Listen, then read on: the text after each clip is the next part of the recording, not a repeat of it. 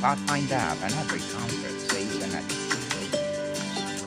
the art of thinking beyond the obvious. And today I have my special guest, a deeply honest literary memoir about facing rare cancer and making meaning when life breaks open. And no other than Miss Noelle Cablay. Nice to meet you, Daniel. Likewise, Miss Noel, thank you for being part on Abstract Essay. And can you please introduce more about yourself? That I am a professor at a university. I teach music. I have written two books. This is my second book.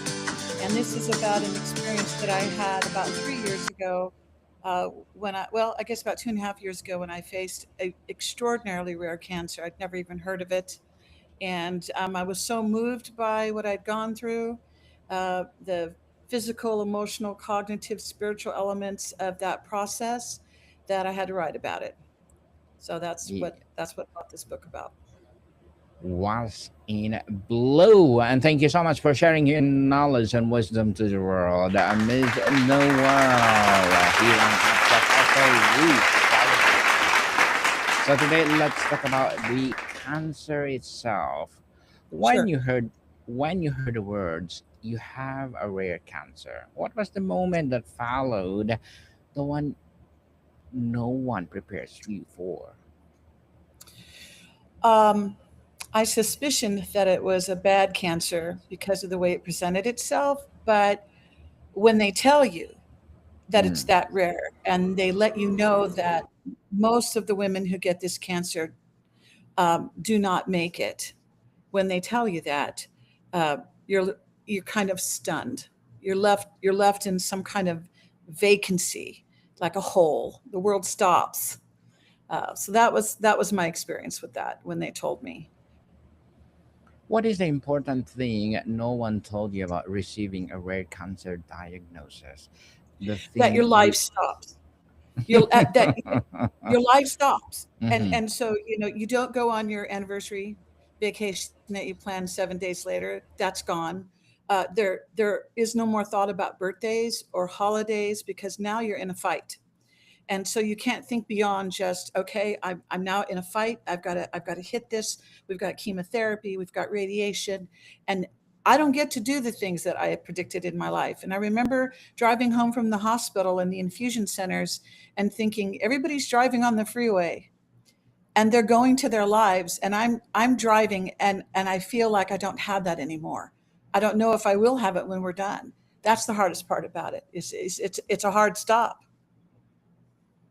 Definitely. You had to become an expert in something you never wanted to study. What is the process like in navigating a medical system, learning the language, advocating for yourself while as being a person who was sick and afraid? That is an amazingly good question, Daniel. Okay, Thank so you. first for me, I am a professor, and so I go to my go-to places to research. And I went online and I had a cancer called uterine carcinosarcoma. Any cancers ending in the word, I've since found out, in the word sarcoma means it's a really bad one. It's a deadly cancer.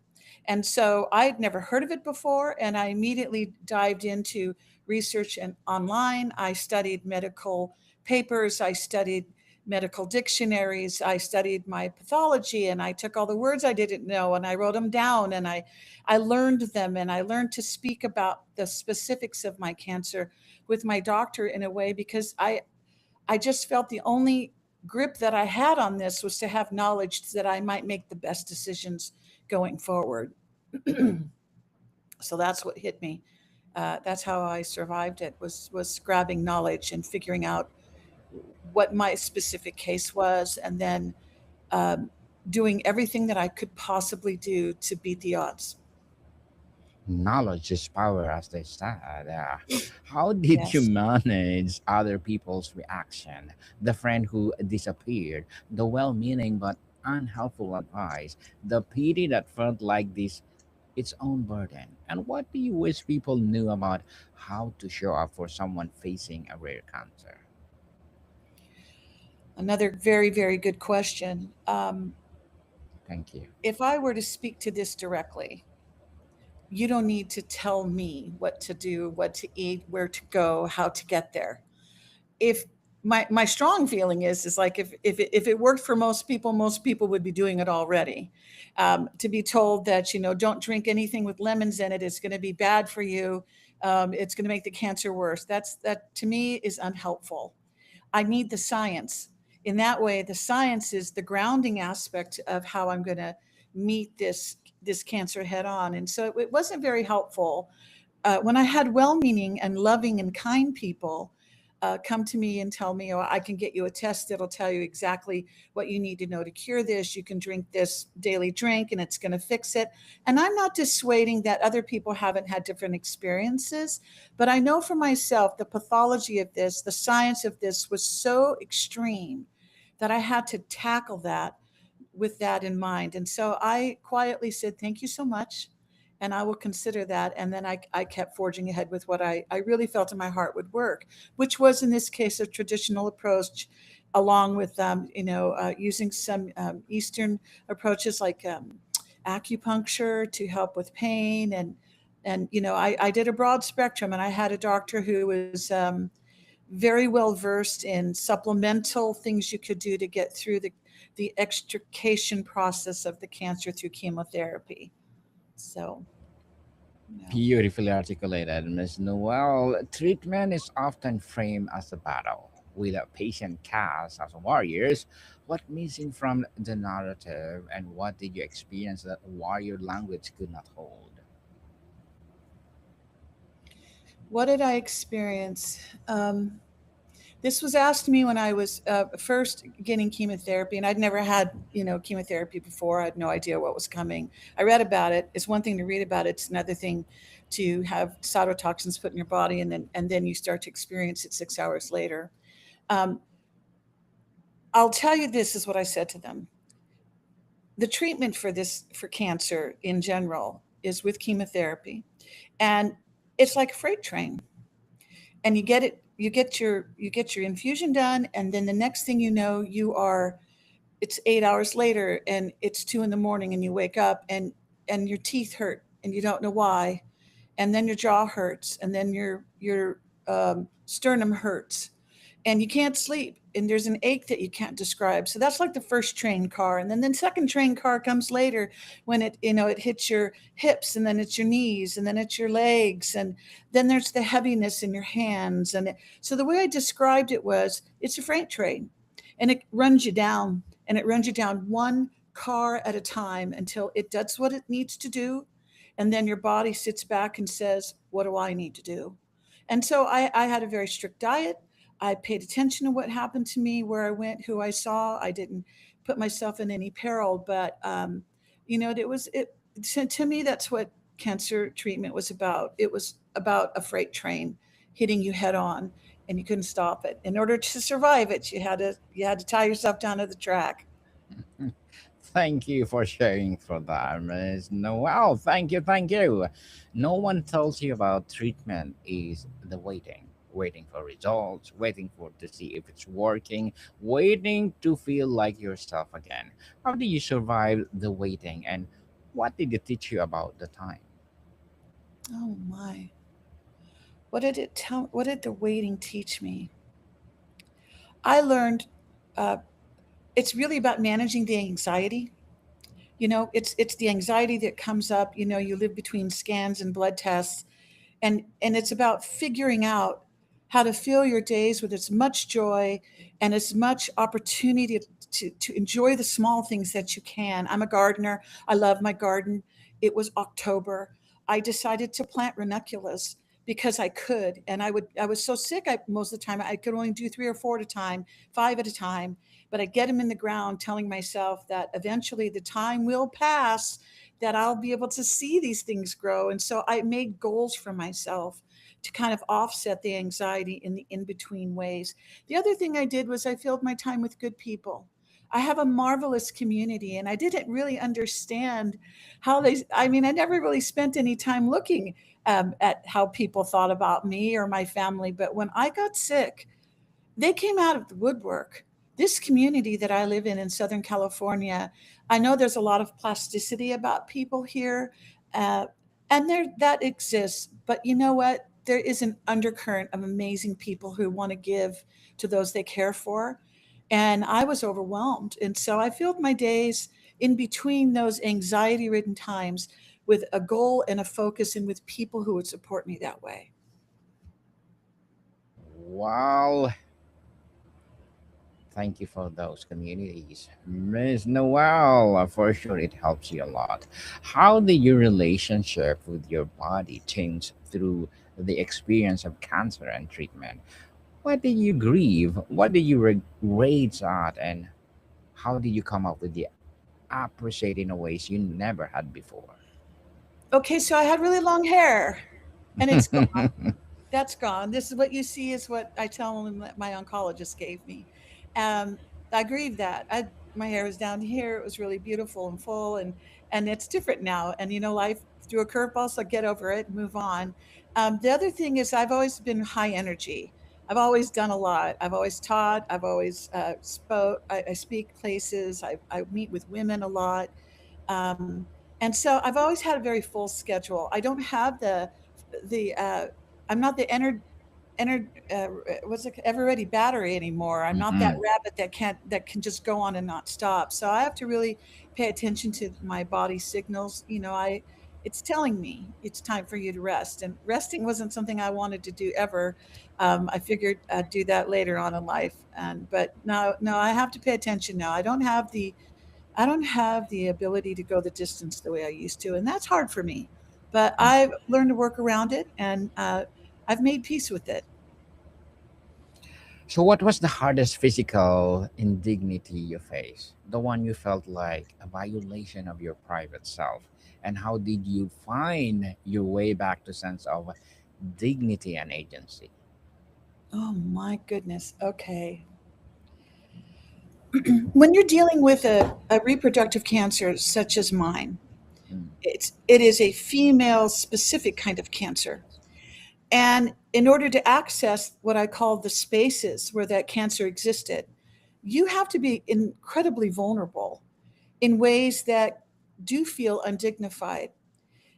What I did was made sure that I studied what was going to happen. I asked a lot of questions, and I had an amazing team behind me.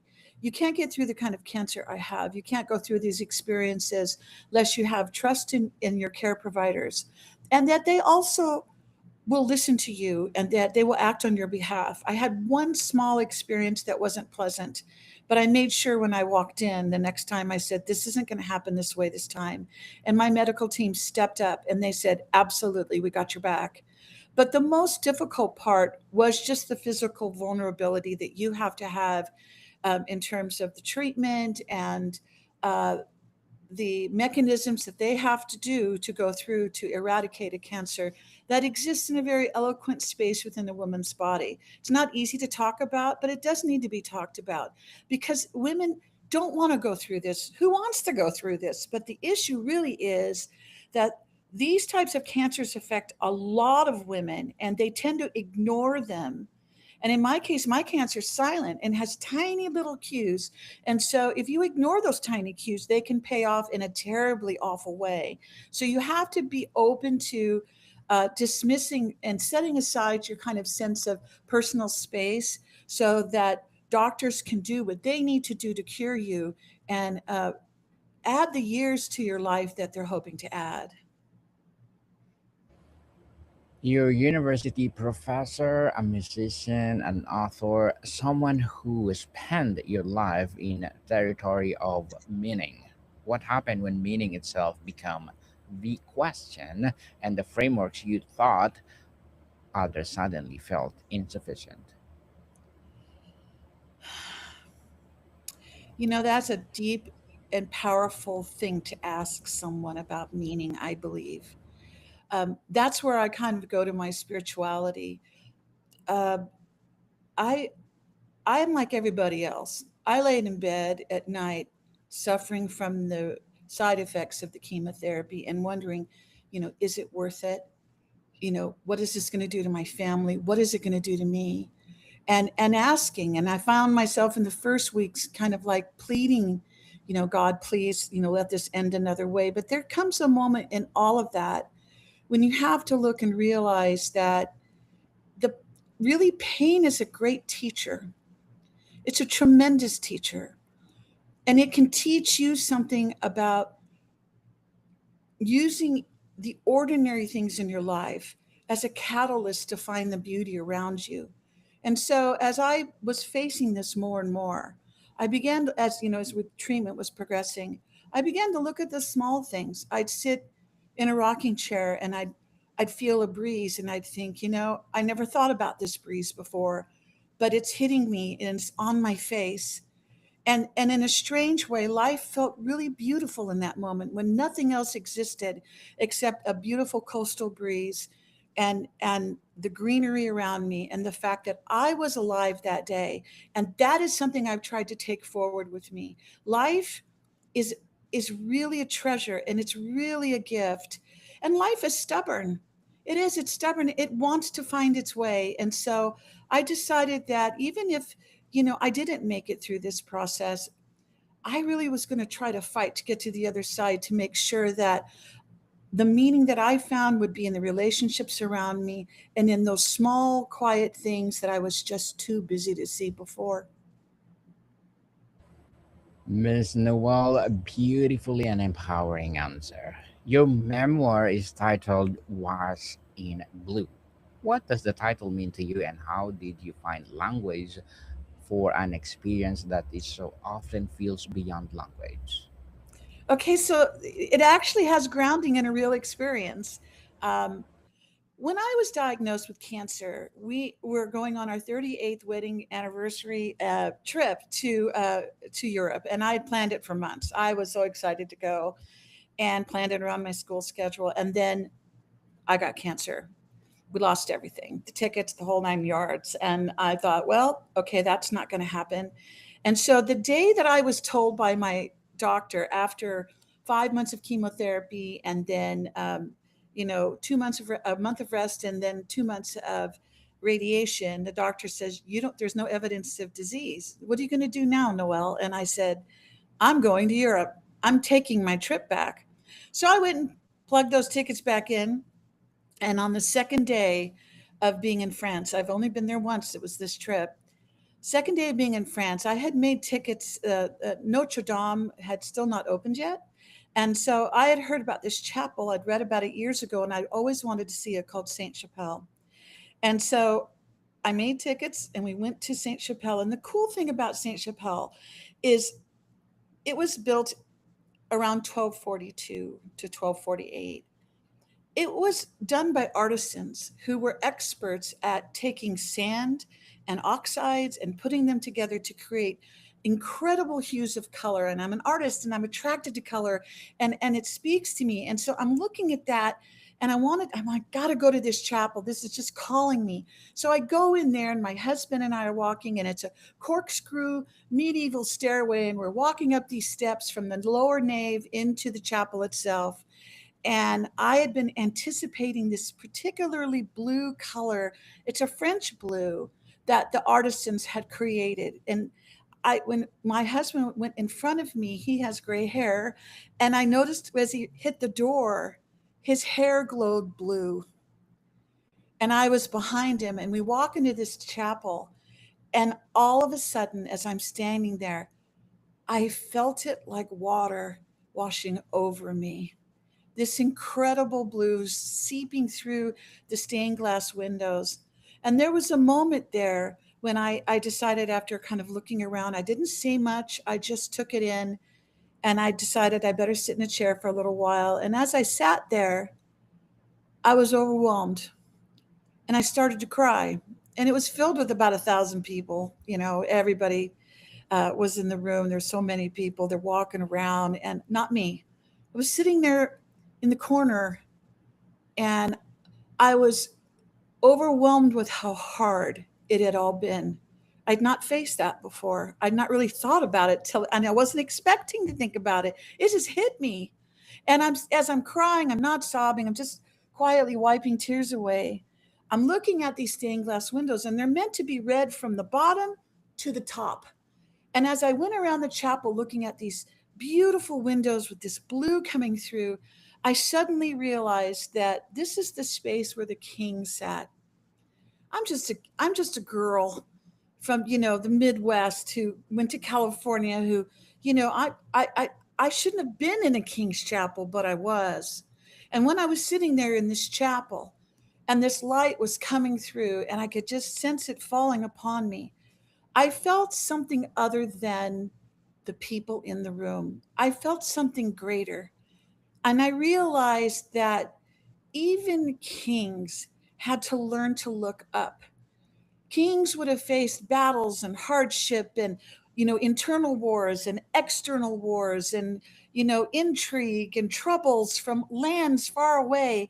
And yet this chapel was built for one king who would sit in the chapel, and he would be shown by the stories to look up. And as I did, the sun came through and I felt that I was washed in blue. Wow, thank you for sharing that story to us, Miss Noel. It's a great privilege on abstract essay. And how did your experience with cancer shape or reshape your spiritual life? What did you lose? What did you find? And what surprised you about your own relationship with faith or meaning? What did I lose and what did I find? I lost trite. I don't want anything trite. I don't gravitate towards anything trite. I want real. And I felt that what was in that chapel was real. I felt that it followed me around France and the rest of Europe when I toured. This sense that I had not completed my calling, that I was searching for prior to cancer, how I could make my footprint on the land that God has given me. But yet I realized I didn't need to work so hard. I just need to be. I just need to be doing what's right in front of me and grateful for that opportunity and taking it in piece by piece. And I still get caught up in things now that I feel better and my energy's back, although I don't have as much of it as I used to. I used to be able to go 12, 14 hours a day. Now I'm down to like normal, like 10. But at the time, I will tell you that just this idea that there's a lot about my life that I've built up that has been blessed, and I haven't stopped to really acknowledge that. So that's what I found. I found the space in my life to acknowledge those things around me that I've tended to overlook. Miss Noel, what do you wish people understood about what it means to live after a rare cancer and ongoing reality that is not captured by the word survivor? Okay, that is fascinating. I think this all a lot that I don't want to have anyone pity what happened to me, but I do want to be a student of it. I want to learn from this in ways that I can affect others, in positive ways that I can affect others. There is no longer a person that I've talked to that they say I had cancer that I go, "Oh, that's really too bad." I now look at them and say, "Tell me, what was its name? How are you doing?" I stop now because I know from experiential things that went down in my own life that those were the words I needed to hear the most. That exuded that human understanding that said that you're not just a story. You're a human being that lived something very difficult. And although I don't want anyone's pity, what I do want is their understanding. And so I decided quite a long time ago that I'm going to offer that understanding to anyone that I can who's experienced cancer. It's harder than people know. It is, and it's terrifying. I won't lie to you. I'm not that brave. I'm just like anybody else. I didn't want to die, but I wanted to live it well, and I wanted to if it since it hit me, I want to learn from it. I want to be the student of it, and then I wanted to conquer it. I decided I write in the book, I said, I decided instead of cancer being the predator and me being the prey, I decided that I would make cancer the prey, and now I would be the predator. Well said, Miss Noel. Very well said and empowering as well. And before we wrap up our discussion for today, I'm inviting you to please do listen to my other podcast, people, because my abstract essay is already in sixth season. Abstract poetry in its third season, and of course, my book 101 review in sixth season too. Comedy 101 in fourth season, and food 101 in sixth season as well. Geography 101, love letters, movie 101 review, music 101 are in fifth season, science 101, sex 101 fourth season, and trivia 101, motivation 101, spiritual awakening 101, entrepreneurship 101, law 101, mental health 101, coaching 101, and of course my Bible verses 101 are my baby podcasts. Please listen to them wherever you listen your podcast. So, Ms. Noel, you chosen to share your story through Wash in Blue. What do you hope readers, especially those facing their own serious illness, take away from your memoir? I hope that women take self care seriously. I hope that women across the board don't ignore the small signs, the little things that uh, they're afraid to get the answers to. They need to look at them. So that's first and foremost. The other thing is to know that God does great things through the journeys we walk through, and it's possible to recover in a way that you never thought you could before. You can be better. Definitely. So, Ms. Noel, can you please invite our listeners to support all your books, your projects, or anything you want to promote on Abstract Essay? Oh, thank you. Well, I have my book, Washed in Blue. It's right here. It's on Amazon, and I have another book called Pieces of Sky, which is a memoir about my upbringing, which was highly unconventional and difficult. So I just, those are my two big things, and I would love if people take a look. Yes, please do come over and book 101 review and let's talk about them and promote itself, Ms. Noel. And I have one more last question. If you Okay. could sit with your former self, the version of you who was in the thick of treatment, afraid, exhausted, and unsure of what is coming, what would you want to say to her? And what would you want to ask her? Strangely enough, all things really do work together for good, and you just need to hold on to that. It will all be okay. And that's what I tell all the cancer patients today that I get with. I talk to them and I listen and I tell them it'll be okay. Definitely. We're okay. And Miss Noel, will you be my guest also on Music 101? And let's talk about music, music, music. Let's talk. L- yes, music, music itself. I, uh, I hope that you will be my guest over there too. Wonderful. So, yes, so Miss Noel, thank you so much for your time. Thank you, Daniel. It's a pleasure to meet you. Likewise. More to come, people. See you Oh, soon. bye bye.